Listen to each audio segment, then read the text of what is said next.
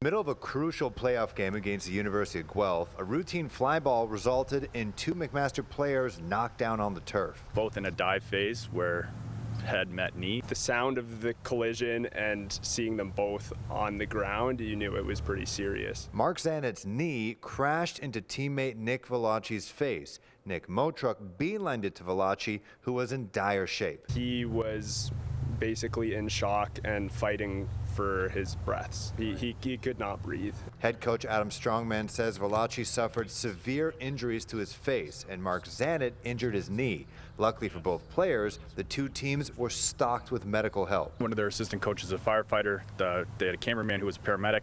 They were responding out. Our athletic therapists were responding out. So within seconds, you had top responders on the situation. Soon after, the ambulance arrived, but as the players were stretchered in, the vehicle became stuck in the rain-soaked field. The wheels were spinning and both teams just threw it at the same time to help them out. Someone captured the moment and both teams put their rivalries aside. When I got on the right front bumper to push, I had no clue Guelph was coming behind. I just knew we had a huge group of people. After the push occurred, and I looked, and you have Maroon and Guelph behind in their whites. That push, that picture, it means the world.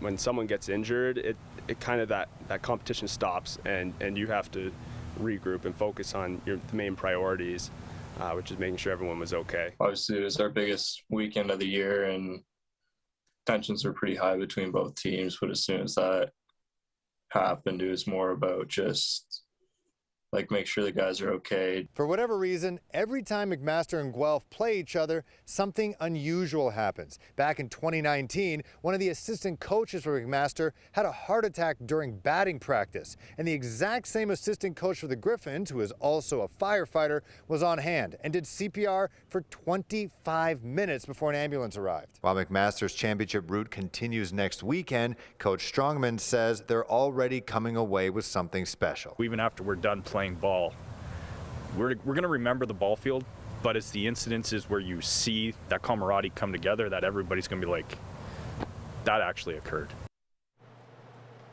Nick Valachi is scheduled to have reconstructive surgery this week and is in stable condition. Mark Zanet may also face surgery for his knee.